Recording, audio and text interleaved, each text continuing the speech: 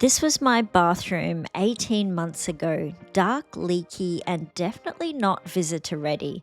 When I bought this old Japanese akiya, fixing the bathroom up was one of the first priorities I had to tackle. I installed a new one, but I never really connected to the bathroom, and now I've got a visitor coming. So today I'm finally going to give this tiny space the love it deserves. I definitely need to give it a deep clean, and I'm going to use some clever Japanese storage ideas to try and make it look a little bit cute and maximize the space because it is a really small space. I'm doing this makeover on a budget, so I picked up a few affordable items from Nitori and Daiso, and they're really going to help freshen it up. You'll be surprised what you can get for a great price. I was really happy with the end result, and I can't wait to show my visitor when they arrive, but you're going to get a first sneak peek. In the middle of the bathroom makeover, I also made a little bit of time to head out with Natsumi to have breakfast at this amazing cafe near the ocean. You might want to remember this one for next time you're in Wakayama. But let's get started on the makeover, and first it's Friday afternoon and I've got a half day today, so I'm using this time to go out and do some shopping. I've got a visual in my mind of what I want the bathroom to look like, so I'm going to make my first stop to Nitori. Nitori is known as Japanese version of IKEA. The prices are really affordable and you can get lots of things that suit smaller, compact size houses. A lot of the houses in Japan are a lot more compact than what I'm used to back in Australia. And with compact houses comes lots of great storage solutions. Now, this particular storage solution, I forgot to measure my under sink area, but it's under the sink area where I've got all of this dead space. And I'm trying to find a better way to store all my products, which just seem to be growing day by day. Many of the options being sold are adjustable, so I didn't really need to measure after all. I brought this item home and it wasn't long before Millie was straight in the bag wanting to test out all of the items. Basically everything has to be Millie approved that comes into the house. That's just how she rolls. Yesterday, some of the items were out of stock, so I've come to another Nitori store today, and at the entrance they had these awesome cat boxes, and I did receive some money from a subscriber to buy Millie another present, so I have done just that. What I'm after here is some place to store my towels that will fit in my small bathroom space. At the moment, I'm storing all of my towels upstairs in the bedroom, and it's not exactly convenient, especially when you have a guest over. I'd like them to be able to access the towels pretty easily.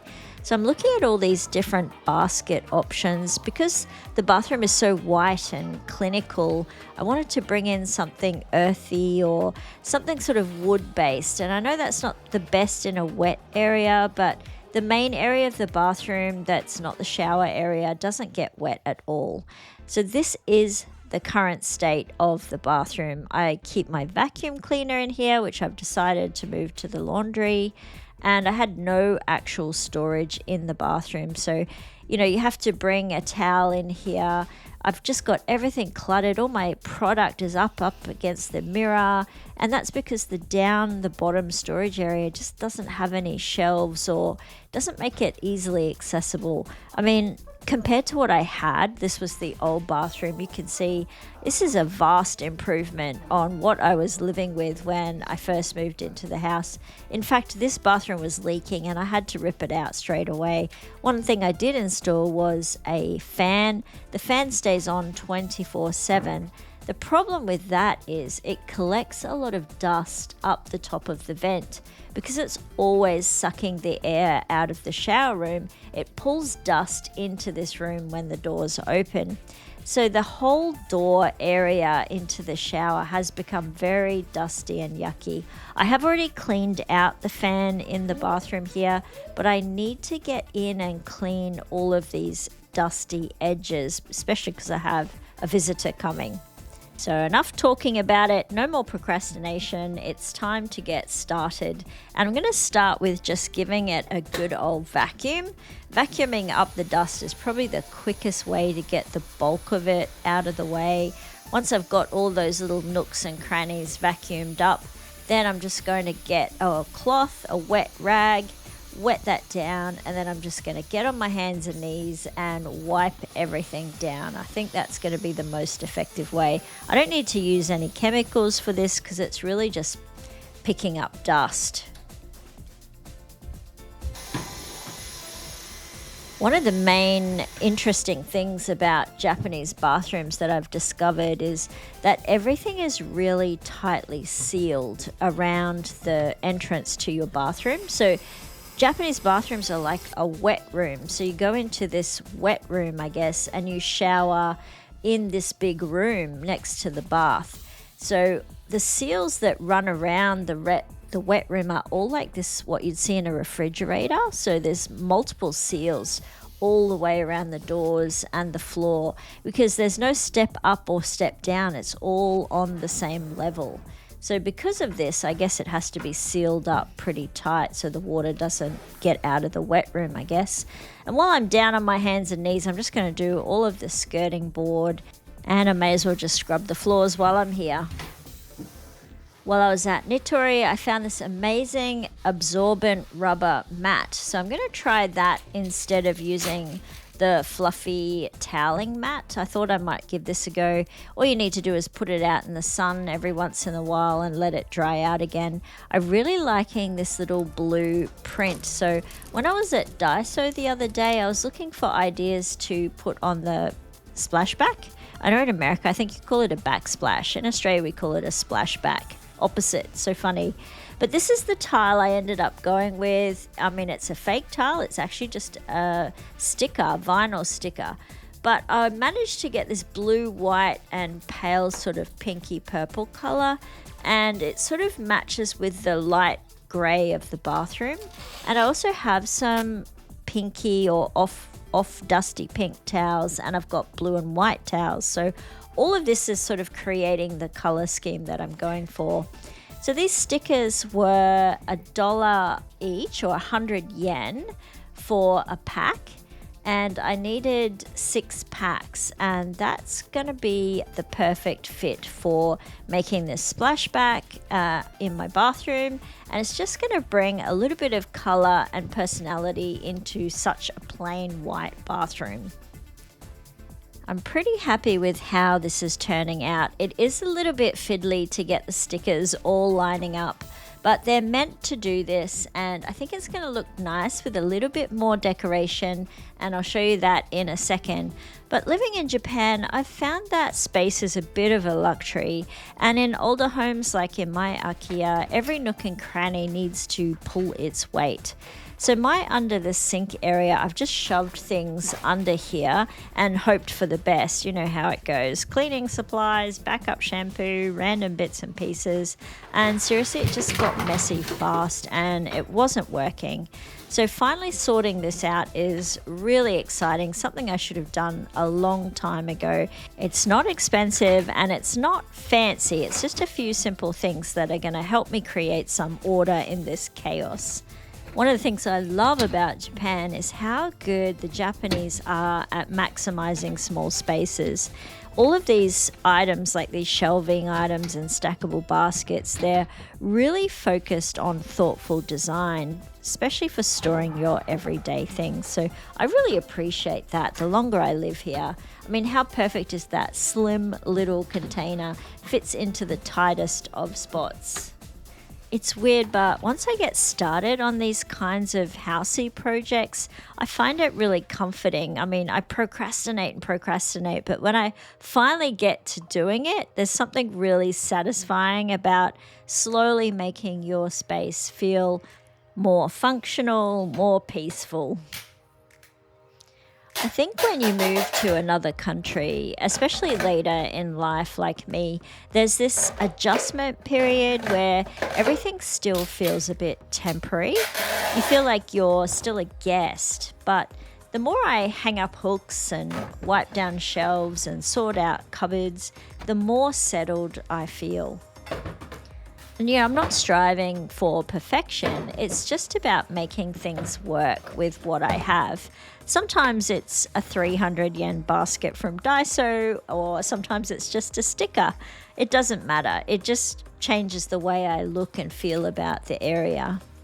I looked at a lot of Pinterest pins and tried to make a bit of a vision board about what I was looking for, but I can't always buy the same things here in Japan. There's always Amazon, but I do have a bit of a budget I'm trying to stick to. I'm sure there are trendier ways to do a makeover, but there's a quiet kind of joy in finding affordable solutions that fit my space, my budget, and my lifestyle here. And doing things myself, figuring out how to fix something or sort something out, clean it, arrange it, it just gives me a sense of control in this world where everything just seems a little bit unpredictable, especially in a place where I'm still learning to belong. And even though I've been here for 2.5 years, I still am adjusting to this new way of life. So here is my favorite part of the day. When everything is built and made, I get to bring all of the things back in and decorate. And all of this is decorated with a few choice items that I got from Daiso and Nitori, and I'm really super happy with how it looks. How amazing what a few small changes can do. This space might be simple, but it finally feels done. Clean, fresh, and a little bit of me and a bit of my personality in here. Nothing fancy, just a little bit of greenery, and I took some time to make it more functional. But honestly, what more do you need? After 18 months of saying I need to do something with the bathroom, I finally did it, and I feel a lot lighter for it. By the way, the other day when I was at Muji buying the pens for the postcard club, I got this really cool hand wash. It's hinoki and lavender smell. Absolutely divine. I do recommend it if you're at Muji at all. I'm really happy with how this has turned out. Have you got a corner in your home that's been waiting for attention? Well, this could be your reminder. It doesn't have to be big, expensive, or perfect. Just start it, because even small changes can make a big difference in how you feel. And I definitely feel a lot happier having this project all said and done. Well, it is my birthday month, and now that I've got the bathroom all fixed up, I'm headed out for a yummy breakfast with Natsumi, and then we're off to the library to do our usual study. Now that it's summer, the beaches are open here in Wakayama, and I've come to a place called Cafe Natural 8, and I fully recommend this place if you're looking for somewhere nice. It's down near Wakayama Marina City on the waterfront. And there's lots of windsurfing, kite surfing, and all sorts of things happening down at the waterfront at the moment. Their breakfast is only 1,000 yen. Look at all of the things you get for 1,000 yen.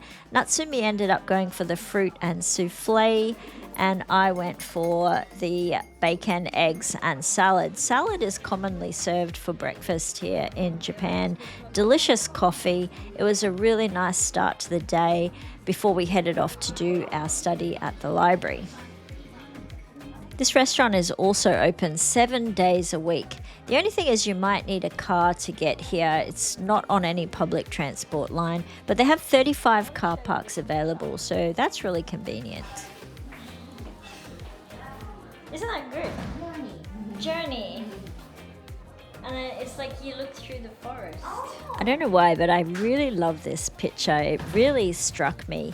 And maybe because lately that's exactly what life has felt like, a bit of a journey. And looking through into the forest is how I feel day by day, making the small choices that are shaping the life that you want to live. Something as simple as cleaning out a bathroom or fixing a shelf, it feels like part of the path. Now, I wanted to drive down to the water and have a look around because I saw some people paddleboarding, and I started to wonder if that's something I could try. I mean, I'm not exactly sporty, but it looks so peaceful, and the people gliding on the water and taking in the view, I thought maybe that's one of those things that I thought was for other people, but honestly, maybe it's something for me. What do you think? Should I give paddleboarding a go? I'm really tempted to just do it and give it a go this summer. Now it is time to open that box that I bought for Millie. She's been waiting patiently. She knew there was a box for her, but now it's time to open her present. And I'm going to spend today at home with Millie. It's a public holiday today, so I'm going to have a little bit of fun with Millie and clean the rest of the house up for this visitor that's coming. If there's one thing Millie loves more than me, it's probably boxes. Big boxes, little boxes, open boxes, it doesn't matter. If it's box shaped, she's in it, literally. Even as I'm trying to unpack it, she's like, oh, is this for me? She has a sixth sense for anything new, especially if it's made of cardboard. I don't know if it's the texture, the smell, or just her natural need to inspect everything that enters her kingdom, but she was instantly obsessed. I started putting it together. There was a few pieces I had to figure out, and sure enough, she's right there. She's circling, inspecting, and occasionally sitting on the instructions, helpful as always. Millie is one of those cats that doesn't need much to be happy. She's happy just with the window sometimes to watch the birds, but a good box, that'd have to be her favorite of all. Thank you so much to the lovely subscriber who sent us some money via the coffee link, insisting I buy Millie a toy. But you didn't just buy Millie a toy, you basically sent her a new real estate investment. She's popping in and out, peeking through the holes, and of course guarding it like it's priceless. I think we've found her new favorite thing. So thank you very much, truly, from both of us. If you've been following along this journey with me in Japan, thank you so much, truly. Whether you've been here from the start or you just found this video today, I am so glad that you are here. I'm going to put some links in the pinned comment if you want to learn Japanese, or you'd like to join the postcard club, or you want to buy Millie a toy, whatever it is, you're helping to support me in my channel and keep this going. And the little message for today is, if there's any part of your life you've been meaning to tend to, whether it's a drawer, a dream, or just something on your to-do list, maybe this is a gentle reminder. It doesn't have to be perfect, just start. So until next week, I'll see you in the next video, and please take care of yourselves. See you later. Bye.